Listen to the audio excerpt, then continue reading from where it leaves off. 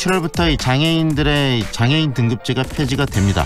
기존의 등급 제도가 사라지면 좀 더 공정하고 확실한 서비스들이 좀 제공되지 않을까라는 기대도 있는데요. 정부가 국회에 올린 예산을 보면서 이런 기대에 좀 부응하지 못하고 있다라는 지적도 나오고 있습니다. 내년도 관련 예산이 크게 부족하다는 것이 장애인 단체 측의 주장인데요. 그 이야기 한번 들어보겠습니다. 광주 장애인 차별철폐연대 도현 집행위원장 연결합니다. 안녕하세요, 위원장님. 네, 안녕하세요. 장애인 등급제 폐지 내년 7월부터죠. 네네. 네. 이렇게 장애인 등급제가 폐지되는 어떤 의미는 어디에 있는 겁니까?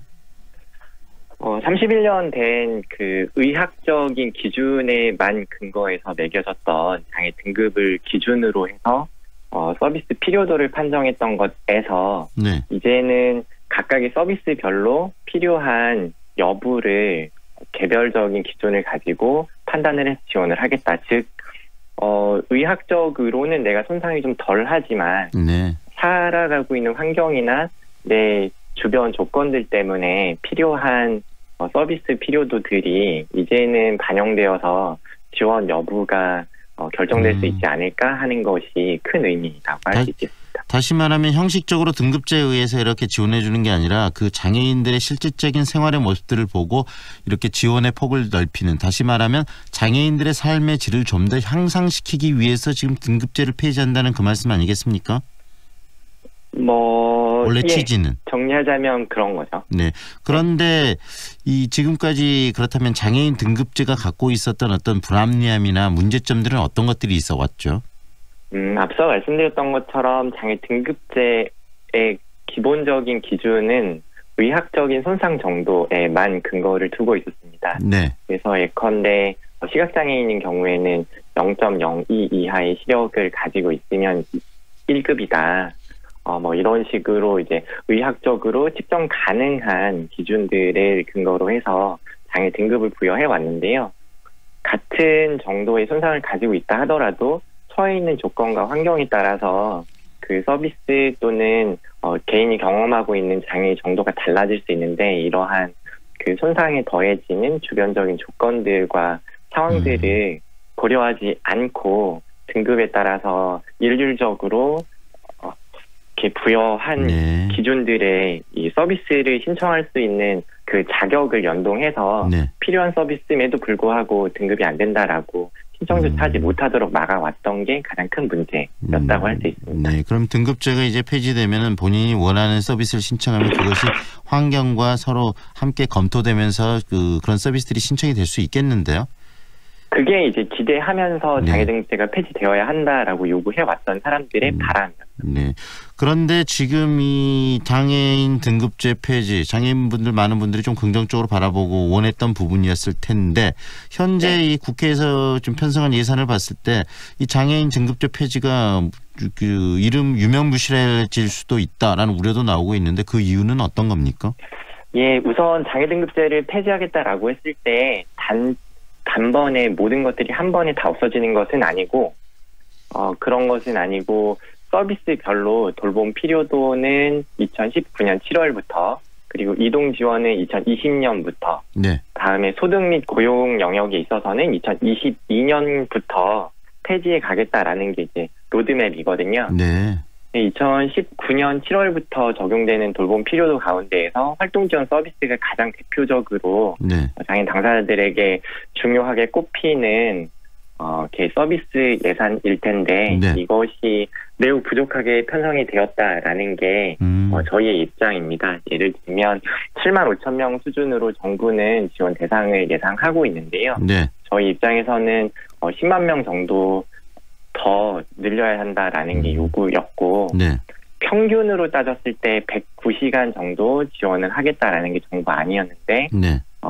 저희 입장에서는 130시간 정도 수준은 되어야 한다라는 게 저희 입장이고, 수가 역시나 12,000원 수준을 정부에서는 제시하고 있는데, 네. 4대 보험, 그리고 올라간 최저임금, 연차 수당, 주휴수당 이런 것들 다 법적으로 정해진 기준에 따라서 지키면 14,000원 이상 정도는 되어야 네. 합법적으로 서비스들을 제공할 수 있고 안정적인 인력을 수급할 수 있다라는 게 저희 예, 의견입니다. 결국 장애인 등급제 폐지의 취지에 부합하게 이렇게 장애인들의 어떤 활동이나 이런 것들이 보장되는 환경을 만들어내기 위해서는 지금 편성된 예산 가지고는 많이 부족하다는 이야기신데 현재 얼마 정도가 편성이 돼 있습니까? 지금 그럼?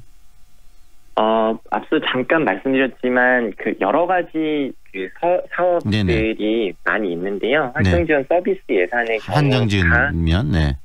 예, 한정 지으면 대략 지금 정부에서 내놓은 게 9천억 수준이거든요. 네. 그런데 저희가 요구한 그 시간과 대상 확대 네네. 그리고 금액 시간당 금액을 계산해 보면 한 5천억 정도 더 이렇게 증액이 되어야 한다라는 게 상황입니다. 5천억 정도가 더 증액돼야 되는데 그런 부분들이 반영이 안 돼 있다.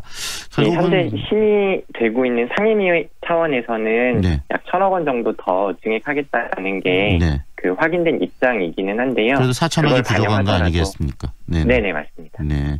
장애인 등급제 폐지 예산을 좀 확보하는 것은 이 국회의원들의 의지 문제도 굉장히 중요할 것 같은데요. 어떻습니까? 국회의원분들이 지역구 예산을 확보할 만큼의 네. 의지를 가지고 장애인복지 예산을 확보하겠다라는 마음을 가지신다면 저희 입장에서는 증액의 수준을 조금 더 높이고 네. 필요한 만큼의 예산을 확보할 수 있지 않을까라고 생각합니다. 네. 근데 일부 예산은 지금 뭐 국가가 쓴 예산이 한정돼 있기 때문에 물론 어느 분야나 다 예산들이 증액되면 좋은데 이 부분에 대해서 예산 증액이 되면 다른 부분이 또 예산이 삭감돼야 된다는 그런 부분도 있을 것 같다라는 이야기도 하고 그러는데 그런 뭐 이야기들에 대해서는 어떤 생각이신가요? 저는 이 돌봄 서비스 영역에 예산을 네. 투입하는 것이 이렇게 뭐 매몰 비용이라고 생각하지 않습니다. 사회적인 그 위험한 상황에 놓여 있는 사람들의 안전망을 두껍게 하는 방향이라고 생각하고 그런 면에서 보면 사회적으로 매우 중요한 예산이라고 생각하고요. 네. 다른 편으로 보면 이런 예산들로 인해서 창출되는 일자리 수 또한 무시할 수 없는 수준이라고 생각합니다. 이런 예산들이 투입되면서 돌봄 서비스라는 이런 일자리가 만들어진다. 불안정하고 이렇게 좋지 않은 일자리에서 좋은 일자리이고 의미 있는 일자리라고 사람들에게 인식되었으면 좋겠다 하는 바람도 있고요. 네, 긍정적인 측면으로 이렇게 전환될 수 있는 여러 가지 요인들이 있기 때문에 이런 부분에 예산을 늘리고 그다음에 예산이 일회성 예산이 아니고 계속적으로 일자리를 만들어내는 그런 순환 예산으로 전환될 수 있다라고 기대를 하시는 거네요. 예, 맞습니다. 네, 정말 장애인 등급제 폐지, 장애인들이 보다 좀 그 양질의 삶을 살 수 있도록 만들어내기 위해서 우리 사회가 좀 나아가는 긍정적인 방향일 텐데 제대로 뿌리내리기 위해서는 방금 예산 이야기를 하셨지만 예산 또 이외에도 여러 가지 요인들 또 고쳐야 될 부분도 좀 있을 것 같아요.